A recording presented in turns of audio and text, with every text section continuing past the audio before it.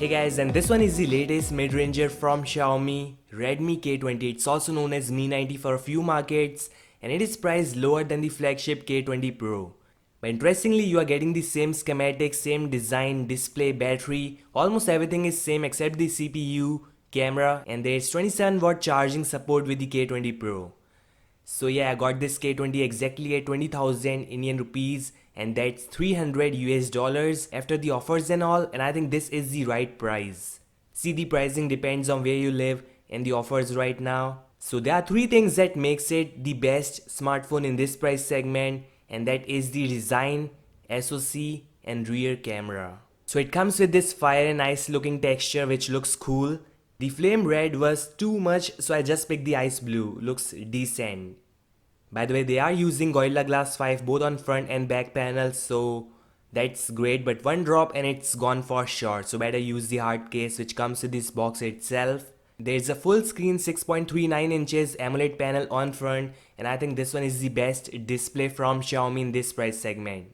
It's not as bright as Samsung phones, but it is enough to be viewable in the bright lighting conditions. And they got this gorgeous full screen design all thanks to the rising selfie snapper, which is having sort of sound and visual effects, which you can turn off if you think it's too much for you. And this also acts as LED notification and battery charging light, so that's impressive. Headphone jack is still there, IR blaster is gone, Type C port, fingerprint sensor is the 7th generation optical one, which is not as fast as my OnePlus 7. It's still great, still the latest tech you are getting with the K20. And yes, all the flagship grade design inside a mid-range smartphone. So all in all, I have no complaints with this design. And now the performance. It has this Snapdragon 730, which is somewhat equivalent to the last year's Snapdragon 845 in terms of the performance and all. And I have a speed test coming really soon, so subscribe right now for that. It can play PUBG at high graphics. There's no option for Ultra or Extreme, which is there in the Snapdragon 855 phones. However, at this price, this is the first smartphone with the Snapdragon 730. Yes, it's definitely better than the 675, 710 and 712.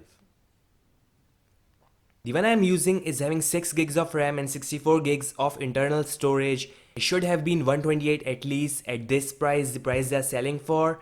And what makes it more disappointing is the operating system. The animations are slow, there are some hiccups in the daily usage, and I personally don't like MIUI OS. It's not because it is having this cartoonish UI which is not user friendly at all because of the advertisement. So in the starting you have to install 2 bloatwares from Play Store which you can uninstall later on. Also there are a few pre-installed unwanted games and applications which again can be uninstalled. So kinda okayish. But there are advertisements in the lock screen in a few applications which you can turn off, while in a few applications you have to live with this thing. And definitely I'm gonna install the stock Android in this phone for sure. And at last, camera. Okay, so 3 cameras on the back panel, 48 megapixel Sony IMX582 sensor, which is not as great as the IMX586 sensor, but definitely can give you amazing shots both in daylighting conditions and low lighting condition. And I was actually impressed to see this camera performance. Guys, the wide angle shooter is just amazing. But what's not impressive is the selfie snapper. It has this 20 megapixel sensor on the front which comes out really slow because of this mechanism they are using, and also it goes really slow, so drop protection is in danger. And it is soft, not sharp. Also the dynamic range is not good at all. See, I'm not saying it's the worst selfie shooter, but I think it is the weakest part of this phone. And this is shocking because one of the best part of this phone is the rear camera, and one of the weakest point is the selfie snapper.